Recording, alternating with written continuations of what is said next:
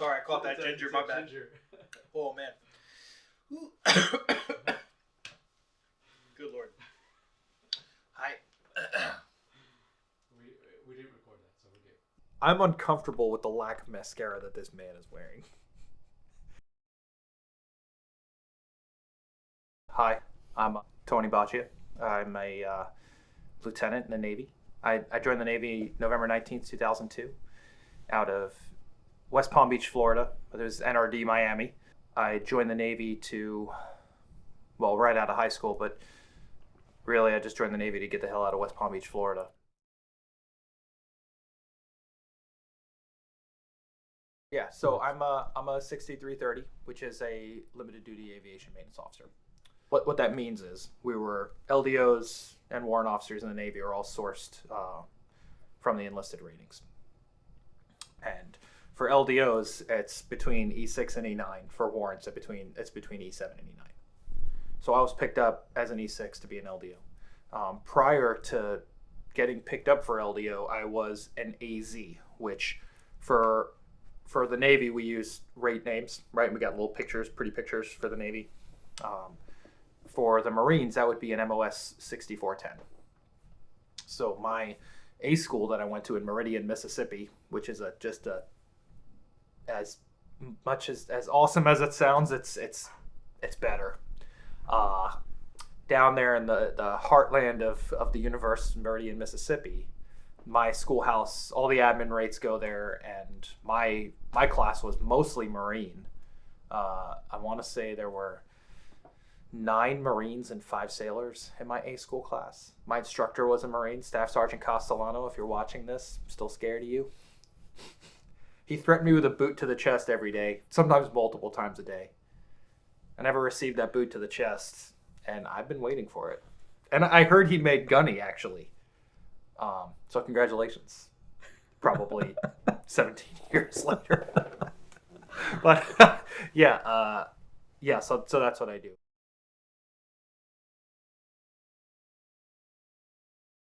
My first duty station was Mayport, Florida, which is in Jacksonville. I was ship's company on the USS John F. Kennedy, which is a mighty name for not a very mighty ship, just now decommissioned. There's actually even a new one that's getting ready to launch here soon. And after that, I left Mayport and I came to Japan. I went and joined the Warlords of HSL 51 in Natsugi, Japan, and fell in love with it. Met my wife there. She's from Shinjuku, Tokyo. Decided to stay. Went to VFA 27 in Natsugi. We had our first child there, Anthony. He's 11 now. And went on to have our second child there, Olivia. She's 9. Transferred, went to VFA 195, also in Natsugi. And wound up picking up a commission and getting lucky enough and fortunate enough to commission in September of 2015. And of course, as we all know, when you're the new guy, no choices for orders. So they twisted my arm very hard and sent me to VFA 115 in Natsugi, which was a good 15 feet down the hallway from VFA 195 until 2017, which is when VFA 115, my squadron, moved down here to Iwakuni.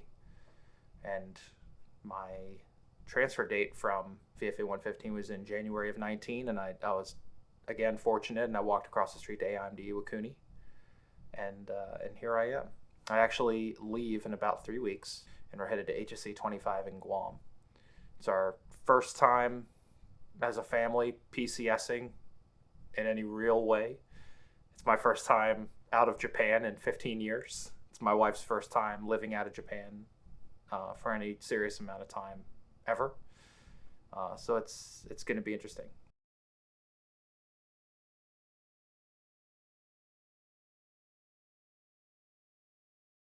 My language level is close to 0. That's not what I was expecting. Right. That's not what a lot of people expect. People that are close to me, people who are going to watch this video and laugh at me later, have told me that when I try to speak Japanese, I sound like William Shatner. Which I don't think is a compliment. Anyway, so the great thing about I tell everybody, like, if you're lost in life, find someone who's smarter than you. If you're the smartest person in the room, you're in the wrong room. I was fortunate enough to meet my wife Shoko through a chance meeting on my birthday in 2008, and she was a mutual friend of a friend who had brought some friends who had organized my birthday party in Shibuya. And so it was a chance meeting, but meeting her changed my whole life. And I came to realize that, if you're the smartest person in the room, leave the room, would never apply to me as long as I was in the same room as Shoko, because she's way smarter than me. She's studied abroad. She's been to as many countries as I have. She speaks English in a lot of ways better than me. And so having that as a crutch, language-wise, has definitely stopped me from learning Japanese.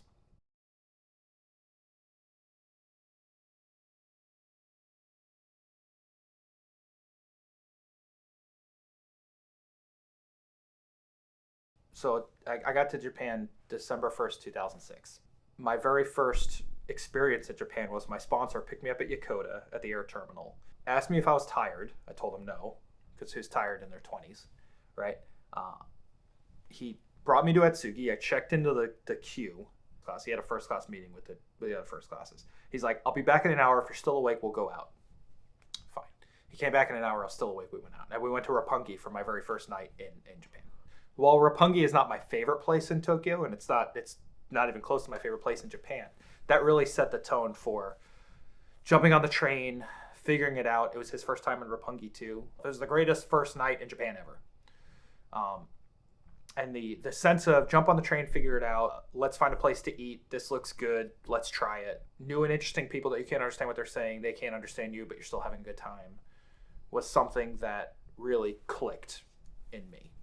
So I've traveled throughout Japan. I haven't quite been to every prefecture.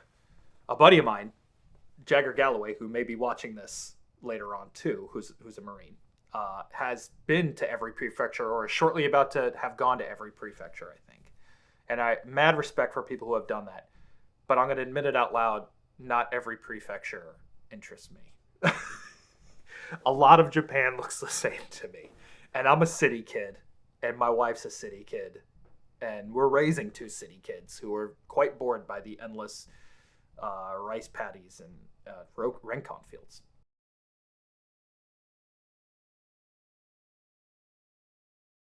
I don't. My family is largely Italian American. My father is a second generation.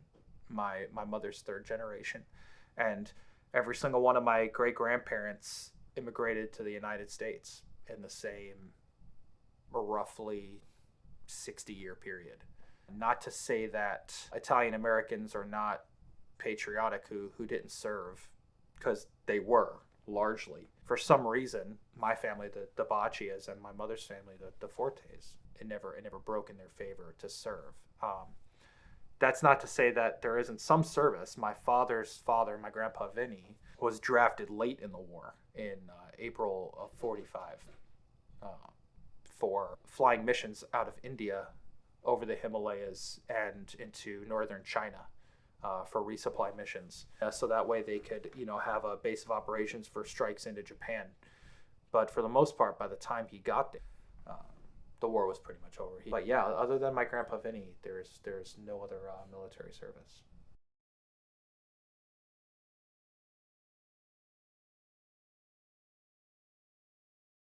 So I've got my TSP that I started in boot camp 1,000 years ago. You may have read about it in history books, this ancient time called 2002. We've got an IRA and a mutual fund, and the kids have their college funds, not just through, from us like putting contributions into a college fund, but also the Japanese have a college fund too that you can pay into. So I'm not sure how they do it in the Marine Corps, but in the Navy, it's a collateral duty. And what it really turns into is whoever's got the most amount of tribal or corporate knowledge handing out as much advice as they can to as many people who will listen. But that's only as good as how much time that person has, how many people are willing to listen, and how true that information is and how accurate it is. yeah, there's a lot of good information out there, but there's a lot of really bad information too. A lot of really bad information, and that kind of thing concerns me. I do want to move on to the next portion of this episode, at least, but divert your attention to your right foot. You'll see a box. Yes. So I had actually ordered this a few months ago from a fellow YouTuber who is in the Navy, DWK Videos, and just if you've never heard of him, I have not. No. Well, Should I open this? please, Okay. be my guest, and you can pick out whichever flavor draws your attention. Sorry. Oh, it's all good. You can. I'll just rip it. Yeah. Fine. Okay. I just brought the scissors out in case it was No, it's fine. annoying rather I than will probably. Yep. Yeah. Yep. just because all the shipping labels and stuff like that. Yep. Yeah, I'm excited. I could smell the scent through the box. I'm excited. Oh, very cool. And please feel free to grab. Hey, those are all. Yeah, cold pressed bricks. Yeah. Very cool. Yeah, so there's lemon lime citrus, banana bread, almond coconut, and chocolate fudge. Oh man, this one. Can I just give this one a quick smell? Yeah, please, by all means. Chocolate fudge. Okay. Yeah, I'm just gonna.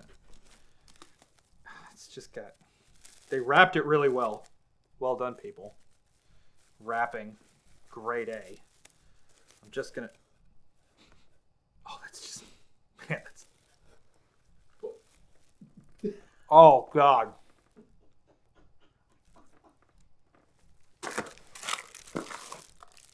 There's no milk one, but maybe next time. Outstanding. I'm gonna. Oh yeah. Hey, I'm taking this with me. That, sir, is yours. Thank you. A token of my appreciation. I'm gonna try. If you could just hold up the label for. Oh yeah. Yeah. Just. I'm gonna try this lemon lime citrus one too Yes. later. Boom. Cold pressed. Let me line it up. Cold pressed bricks. Definitely check them out. How's the quality? I heard these are all Clearly, all natural ingredients. all natural, yes, sir. Clearly. Let me. Oh, I thought so. Shea butter. Secret ingredient. It's always the shea butter, you know? What is it about shea butter? Outstanding. It's warming. It's warming. That's what it is. Look, as a U.S. Navy sailor, I know soap, and I know what it tastes like. I've been having soap put in my mouth since I was 6 years old, and let me tell you, that's good soap. Oh, I won't. I always keep mine on a rope. I've got a few buddies of mine, who are older than me and are probably going to know who this band is because they just love obscure shit. And one of them, Ben, he lives in Osaka. He is like the dungeon master of obscure bands and pop culture and all things nerd. He's probably going to know this band. He probably has one of their albums in his house. So I'm excited. I'm excited to tell him about this. All right.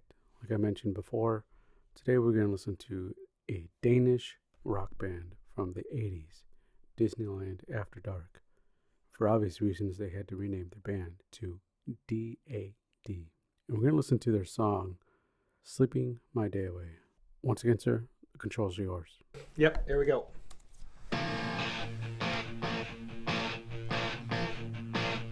Oh yeah, hair bands.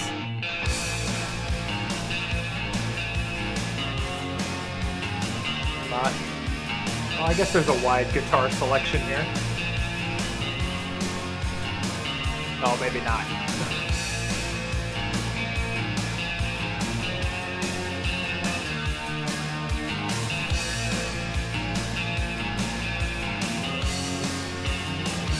Like construction site or cathedral.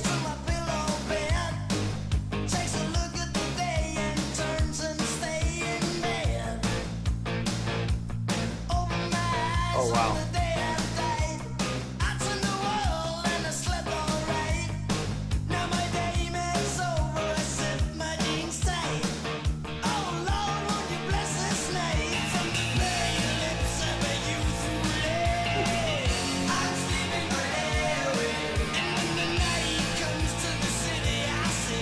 What did these guys do after this? Like Guns N' Roses tribute? It's kind of different, Yeah. right? This is like a security guard. There's a medic.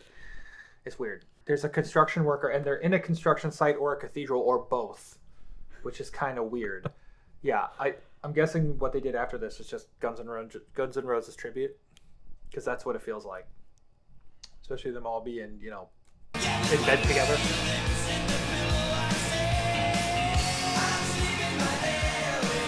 Yep.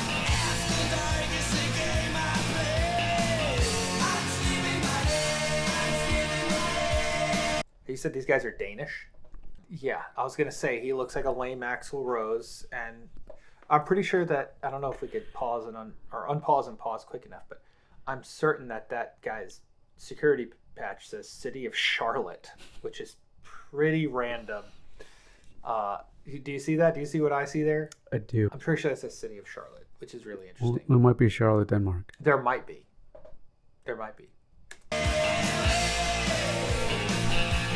Ripped jeans, check.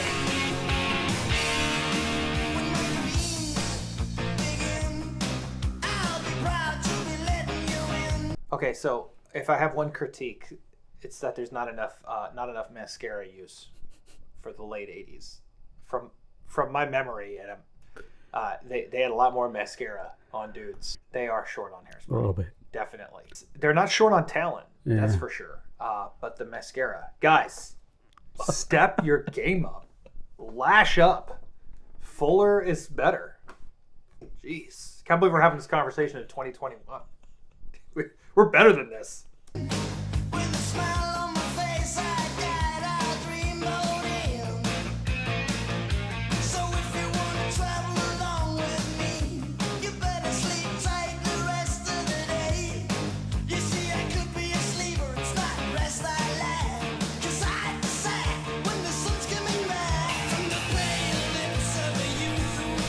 Snowing now. Or no, this is a pillow fight. Looks like it. Genius.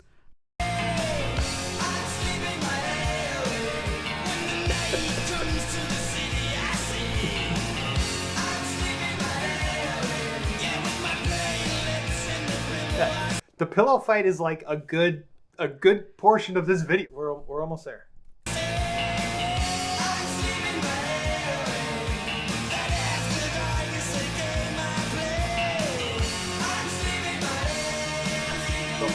My takeaway from this band is that they're not like the average like 80s hair band, right? Like the 80s hair band's like trashing hotel rooms, you know, laying down with a bunch of women in bed, just acting like an idiot, you know what I mean? Just doing coke and stuff, just acting like an asshole.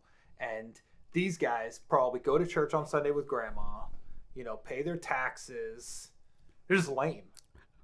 That's my feeling. My takeaway from this video, you know, this specific video, is that the drummer is really ugly. Because he's in the back all the time. We saw that one clip of him, right? Yes. Just a very quick blur. And we didn't like what we saw. That's it. He was not wearing mascara. No mascara either. 2021, we're still talking about this. Can't believe it. Liberace lived and died. We're here talking about mascara. I feel like Allen Iverson.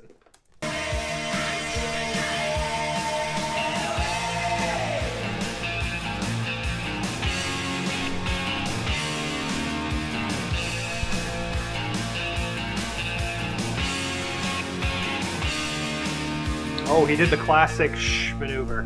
Yes. Oh, lovely.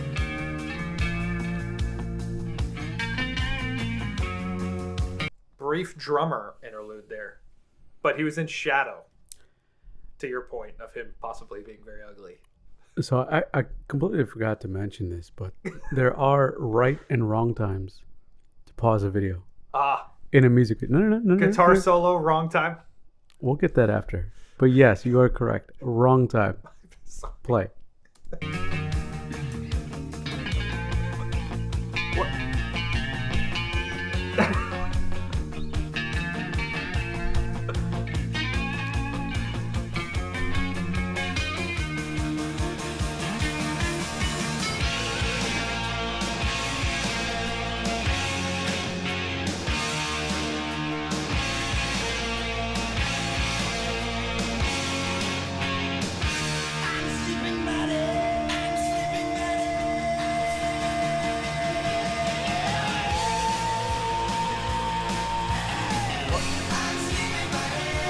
What just happened? So Danish Smurf, long-haired Danish Smurf, then green Danish Goblin. Why? And then dude's helmet exploded, shooting sparklers. This is turning into the worst music video I've ever seen. This green Goblin dude doing Sukhasana. It's a spreading eagle? Yes, whatever it is. Like, he's reaching his third chakra, for better or worse, I guess.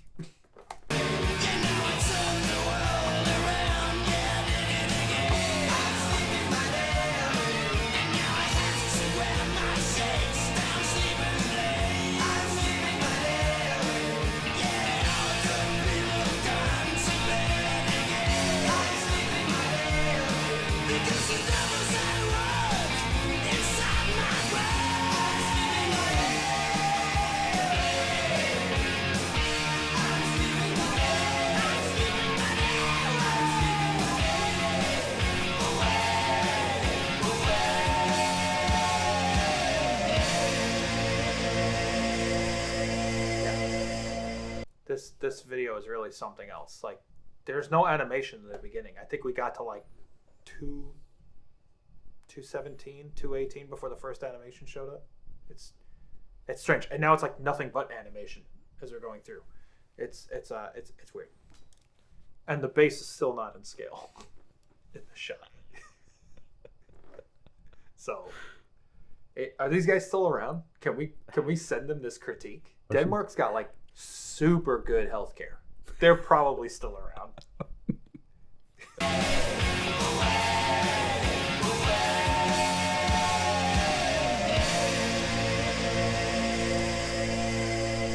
Oh my god, I thought that was ovaries in a fallopian tube. It's a cow skull. You see where my brain's going. Sorry, it's a pillow fight. It had me thinking sleepover. Hey, great video. I'm impressed. D.A.D, sleeping my day away. The music's catchy. There's no denying it. This can be stuck in my head. Music gets stuck in my head very easily. I don't know if that happens to a lot of people, but that happens to me. The same song will be stuck in my head for months. The music is super catchy. I'm probably going to download that song, if that song even exists to download. Sleeping your day away is a proud military tradition. Night after drinking is a great example. In port, sailors sleep their day away all the time. So that was Disney After Dark, D.A.D, a Danish band from the 80s. So that song was released in the late 80s, 89. So yeah, we're going to check it out. We're going to download it when we get home. I'm gonna out of 10. 8. Video? 4. I'm confused. I have questions, D.A.D. Also, you didn't ask me about makeup. Makeup. 1. I'm uncomfortable with the lack of mascara that this man is wearing. Yeah, hey, if you like the content, like the video, comment, subscribe. I'll be subscribing. I'll be sharing this on my social media. I don't have a YouTube, so I'm not cool.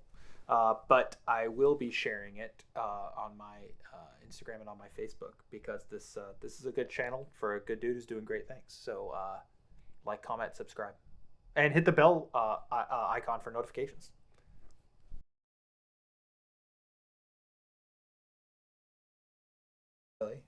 We're live now. Nice. I have the audio. No, that's okay. We could always use I'll audio. use the audio from it for portions of it.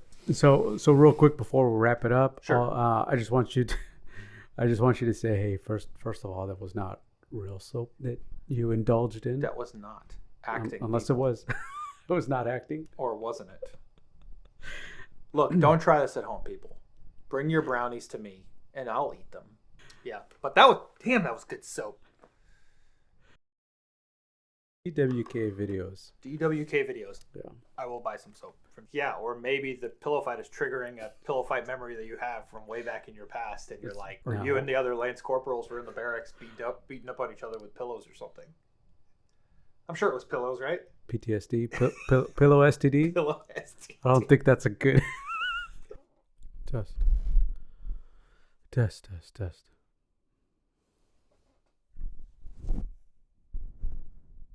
I'm sorry for rebelling. What an asshole. It's all good. But yeah, the correct answer is California. You're right. Yep, it is. Yep, and I knew that, but I'm just. And then we'll go with the last one, the very last one. Yeah, in a survival situation, when you see water, you should A, empty your water containers and refill. Fresh water is better. B, top off your water and get out of sight as soon as possible. Or C, drink all the water that remains, then refill. And I'm not a survival expert. In fact, I'm probably the opposite of a survival expert, if there is an opposite. And so I selected drink all the water that remains, then refill.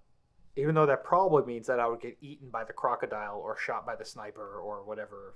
What's the right answer here? The correct answer is drink all the water that remains and then refill. Really? The justification is because you don't know when you're going to get water again. That was my thinking. And you might as well drink what you have, refill, and then GTFO. So what you're saying is, based off this survey, I am a survival expert. I'm not saying I stand corrected. Wow. I'm not saying that. I'm just letting you know what the correct answer is. Fit rep bullet.